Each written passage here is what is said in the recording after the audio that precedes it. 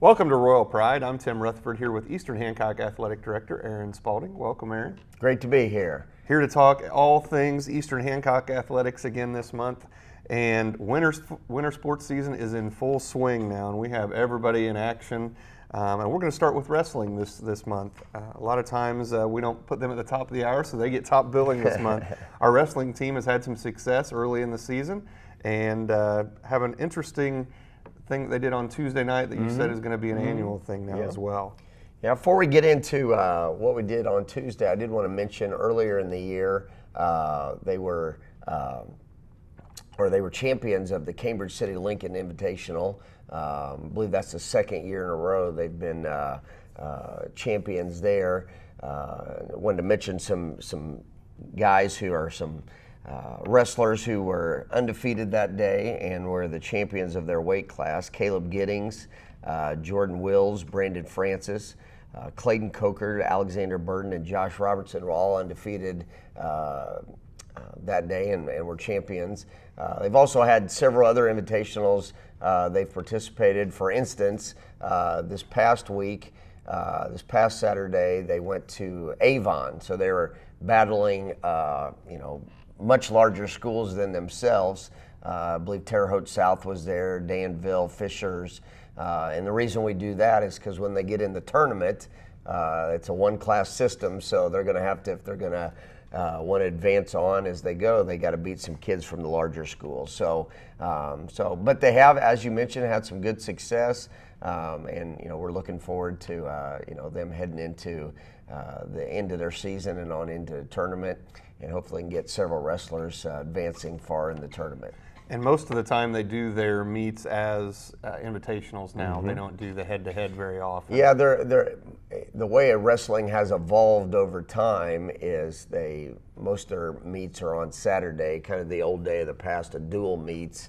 They're not necessarily gone, but they're much less frequent. I think we have 2 or 3 dual meets all year. As you mentioned earlier when we came up to this, we did have with our arch rival Knightstown, we tried something different on Tuesday night. We had the dual meet with Knightstown in the old Hoosier Gym.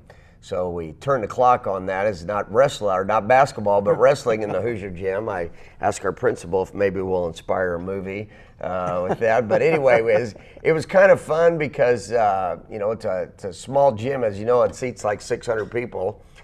So we had it pretty close to packed, and it was loud, and it was a good meet. Nicetown beat us 45-33, and in wrestling speak, that's a pretty close match. I mean, it came down to the final 2 matches, but it was a fun night. Even though the Panthers got it, and that's something we hope to do every year. Is we will do that meet at the Hoosier Gym, and kind of brings back that old-fashioned dual meet atmosphere where you're going against an opponent. And it's a packed house and a gym That's that right. size, no Yeah, matter what. right. So now this Saturday, we host our invitational. How many teams are coming to that? We have 7 total teams coming. However, one of them, Marshall, doesn't have a big squad, so they're just going to fill in the spots, exhibition matches as it happens. But we have 6 schools coming, doing things a little bit differently this year. We have ourselves. Will be here, Indianapolis Addicts, Brebeuf, Indianapolis Manual. We also are having North Central's second squad, or some of their backups, come because they have such a big team that they have. So North Central will be here, and then the deaf school. So they'll be coming over Saturday for a day of wrestling at Eastern Hancock. We've won that at least 2 or maybe 3 years in a row, so hopefully we can defend our crown on our own mats. I can't say mat because there's the gym is full of, from wall to wall, it's wrestling mats. So we have 3 mats going.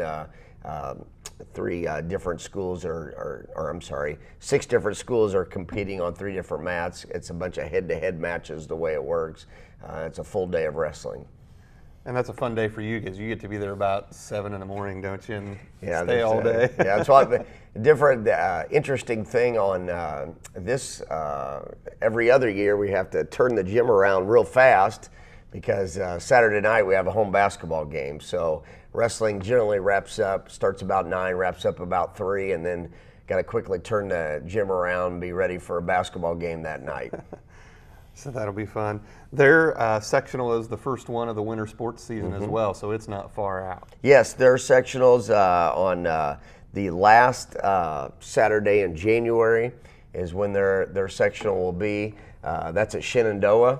And as I mentioned, I think last year we got 5 kids out of the sectional under regional. I believe we've got 2 to semi-state. So hopefully we can get a number out again this year as they advance on the tournament.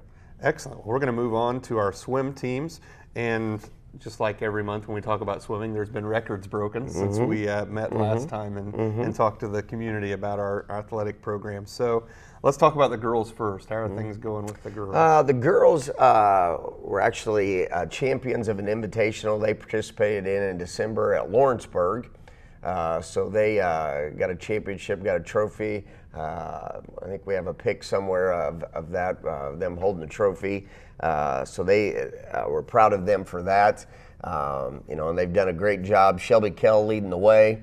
As you mentioned, every time we go, it's hard to stay up with her records because she's breaking. I think she's got virtually all of them now on the board. But most recently, her records, and I think she's broken this twice since we've last met. So, but the 200 freestyle, she broke that record at a time of 2 minutes, 11.33 seconds. And then the 500 freestyle, the time of 6 minutes, 11.51 seconds. And then we have a relay team also set a record. That's the 400 freestyle relay, and that team would be Elise Huffman, Ellie Griesmeyer, Tatum Profit, and Shelby Kell were members. They set that with a time of 4 minutes, 15.18 seconds. So doing a great job. Derek McCormick, our swim coach, and his sister doing a great job coaching our team, and they keep setting the bar higher and higher. Their sectional will be the next one coming up. That's always at New Pal. I believe that's on February 2nd and the 4th.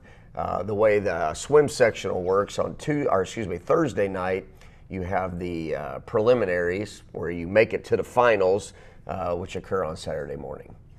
Excellent. And the boys team, they've had some records fall too. It looks like Chris Walton has been a Yes. busy guy. Yes, Chris Walton also. He's Shelby on the girls' side, Chris on the boys' side. He has, since our last meeting, set 4 records. And his, the 200 individual medley, time 2 minutes, 16.03 seconds.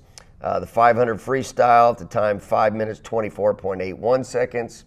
The 100 freestyle, the time of, my eyes are failing me here, 55.08 seconds, and the 200 free, the time of 1 minute, 58.36 seconds. So Chris doing a great job, as several other of the kids are doing as well. And they're I believe their sectional is a couple weeks after the girls' sectional. And it's at New Pal as well. So good luck to the boys there. Excellent. Well, we're going to take a quick break here on Royal Pride. When we return, we're going to talk boys and girls basketball.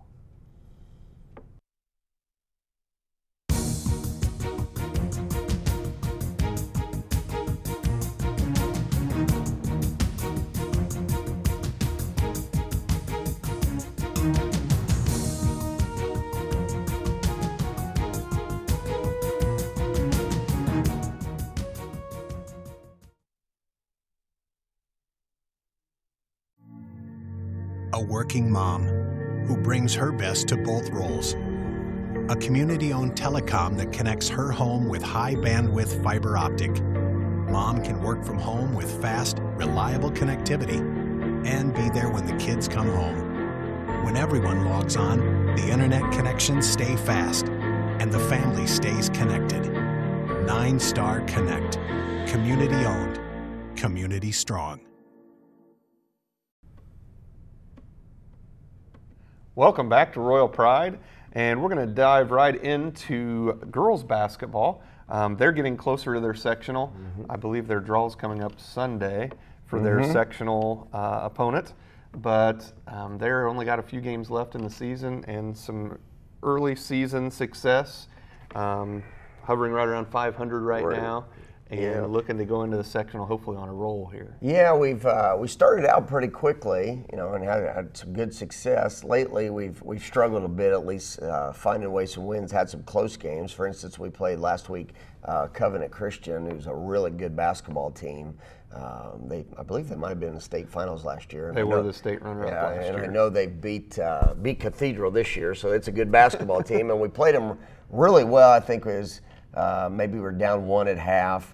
And ended up, I think we lost maybe by 8 or 10, something of that nature. So we're playing some decent basketball, but we got to find a way to get over the hump. But right, as you mentioned, they're 8-8 right now, leading the way right now. Emily Carlton's leading them in both scoring at 16 a game, right under 16 a game, and about 6.5 rebounds a game. Haley Best is also, she's a sophomore. Emily's a senior. Haley's averaging just over 10 points a game, good perimeter shooter. Peyton West is leading the team in assists at 2 a game. So, we've got, Peyton's also a senior, and this group of seniors has been together a lot. Had some injuries this year, had some, just some things come up in the middle of the year that's kind of caused them some adversity, but they're trying to work through it. Hopefully, as you mentioned, we can get on a little bit of a roll here heading into the sectional and give ourselves a good opportunity to win that. And we do have a young lady that's approaching, has a chance to get to 1,000 points. She just recently surpassed the 900-point mark. Yeah, Emily Carlton currently has 901 points. So we've got, minimum, we've got 7 games to go. So we've played 16. Regular season is 22 games. So she's got at least 7 games, would count the tournament. Hopefully it'll be several more, but we got at minimum 7, so she might have a great opportunity to pass 1,000 points. I think we might have had, I'll have to look that up, but I think we might have 2 girls in school history who have scored over 1,000 in a career, so hopefully Emily will be able to surpass that amount. Excellent. And we've also added a game because we lost one when somebody didn't have a team. Yeah, Howe High School, who's in our sectional, well, they would have been in our sectional, was not able to field a team this year, so we lost a game. So we've recently picked up Anderson Prep. We'll play them on Monday, January 3rd at Eastern Hancock. Regular start time, 6 p.m. start, followed by the varsity. So if our fans haven't had that on their schedule, they can mark that up that we'll be playing at Eastern that evening. And the girls' season starts earlier, so their sectional's coming up too. They play that first weekend, would be the championship. Yes, they actually last year moved the tournament back even 1 more week, so it's 3 weeks before the boys' tournament. The reason why they did that is they wanted to have the state finals at Bankers Life, and the weekend they had been on, the Big Ten Women's Championship was at Bankers Life. So they moved that. So as you mentioned, that first weekend in February, they'll be participating in the sectional, and that'll be at Knightstown. And they wouldn't move the Big Ten Women's Championship? No, they would not. They would not do that. I can't understand that. I'm sure we make more money. So what we're looking forward, hopefully the girls get on a roll here, finish the season strong, and compete for a sectional championship, and we'll see where we go from there. Our boys team, we have had some good points and some bad points to this point in the season, but we're sitting at 6-4. Seem to be playing a lot better now. Yeah, as you mentioned, 6-4, won 4 of our last 5. What I'm probably most proud of our team.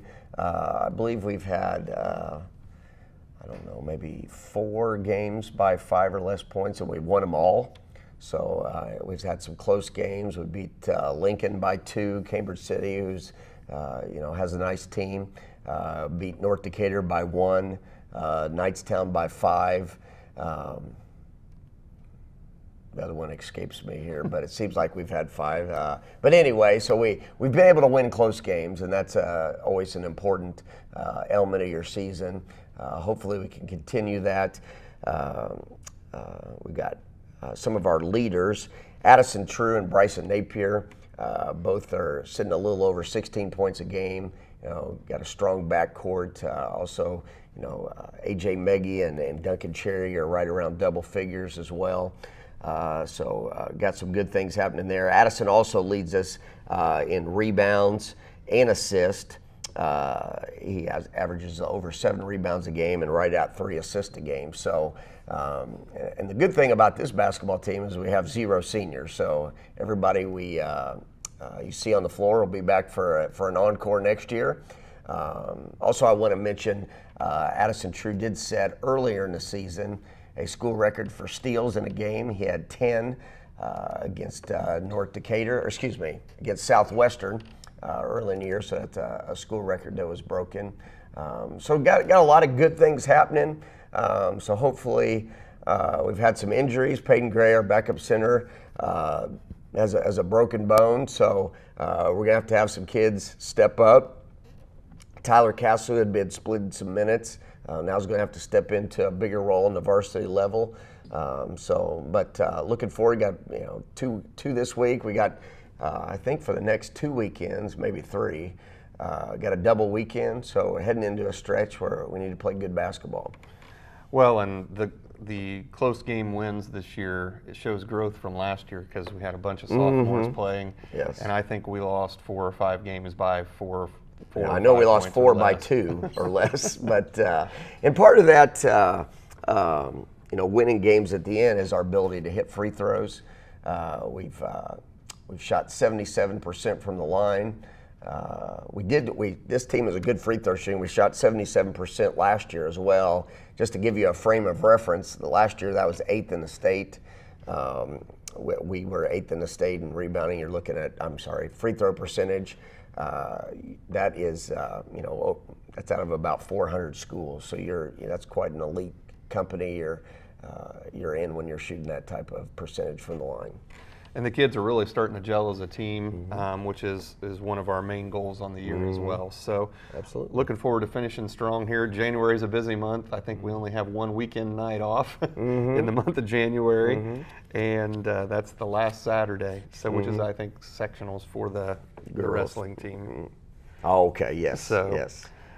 We have had some lower level success as well. Our 7th grade team won an invitational. Yeah, I want to mention our 7th grade basketball team. They traveled to Union County earlier in the year and were champions of the Union County Invitational. On the year, I believe they're 13-3. So great job to Coach Jake Hicks, who is a basketball alumni for us. Played for us, graduated about 3 or 4 years ago, and is coaching that team, doing a great job with them, and want to congratulate those young men. Excellent. Well, we're going to take another quick break here on Royal Pride, and when we come back, we're going to talk about some of our fans who aren't with us anymore.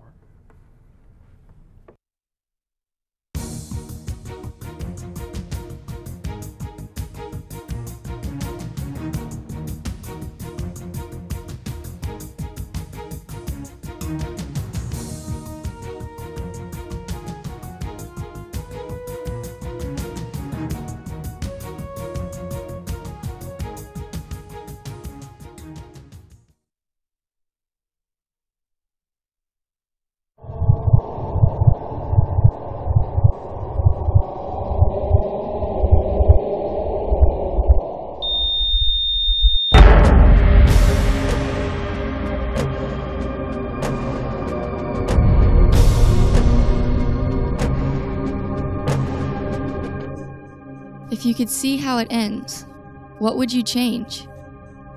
Around 46 Americans die each day from prescription drug overdose. Welcome back to Royal Pride, and as I mentioned before the break, we're going to take a minute and thank some of our loyal Royals from the past. We lost 8 different members who were significant athletic supporters, both financially and in person at the games. Whether it be girls or boys, I think you could always find most of these individuals in the stands anytime we had a home game. Yeah, absolutely. We recognized the people we lost in 2016 at our varsity basketball game last Friday night, and we just wanted to take a minute and share that video with you.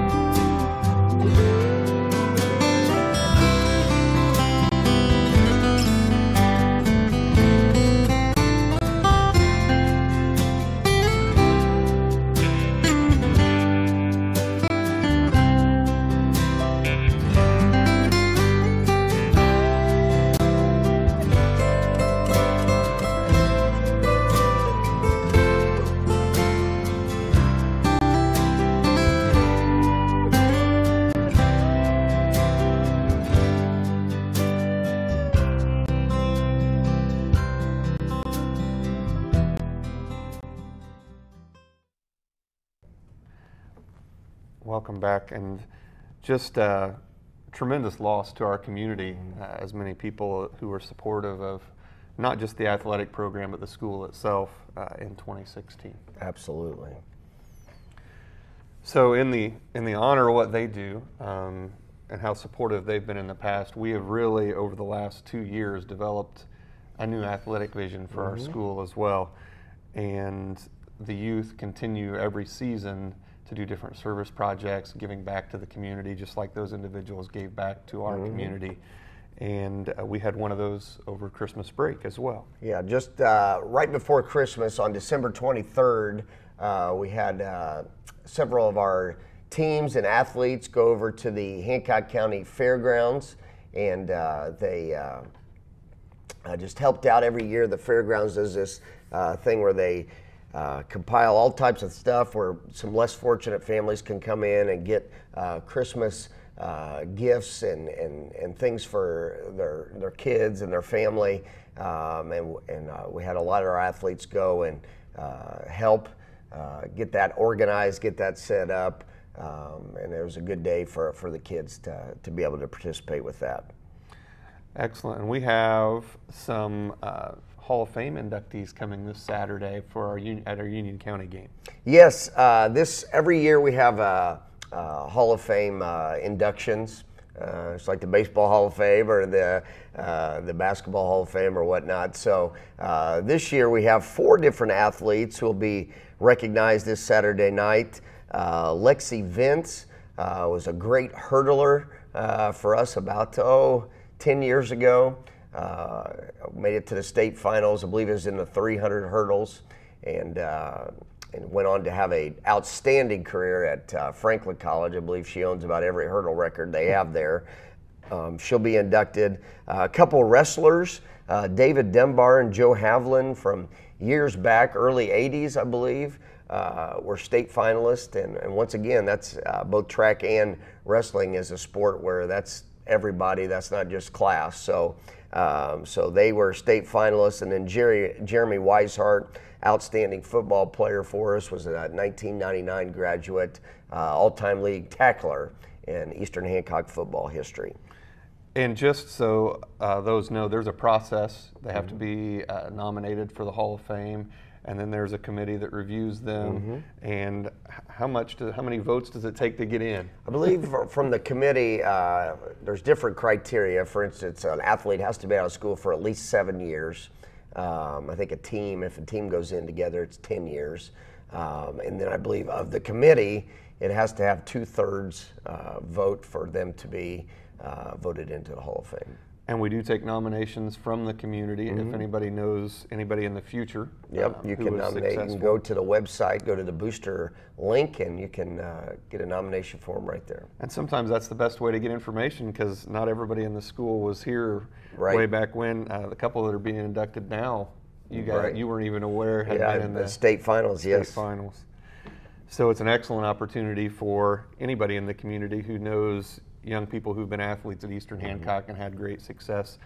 We do that every year, and it's usually the middle of January is when we do the induction. So one last announcement, we have a big booster fundraiser coming up here in March. Yes, on March 18th, we'll do our annual 3-on-3 basketball tournament. We welcome all genders and ages, from kindergarten all the way up to as old as you can possibly get your strap or get your shoes on and lace them up. We have an open division, and even this year we're adding I think we had it last year, an over 35 division. One thing we're going to do new this year is we're also going to add B divisions to that. So you've got your serious guys who are really going after it, and then those who just want to come out and have a good time as well. We're going to have some B divisions in our older adults, so we don't want anybody to get hurt. Last year we had, I think, a torn Achilles and a torn ACL in the older division. So hopefully we can escape injury this year. Are you opening a geriatric division this year? Maybe, yeah. Wheelchairs. Well, that's going to be it for today's show. And we look forward to talking to you next month. We'll have some sectional information, how teams have done in their sectionals, as well as by that time where everybody's draws are, at least by then. So we look forward to seeing you next month here on Royal Pride.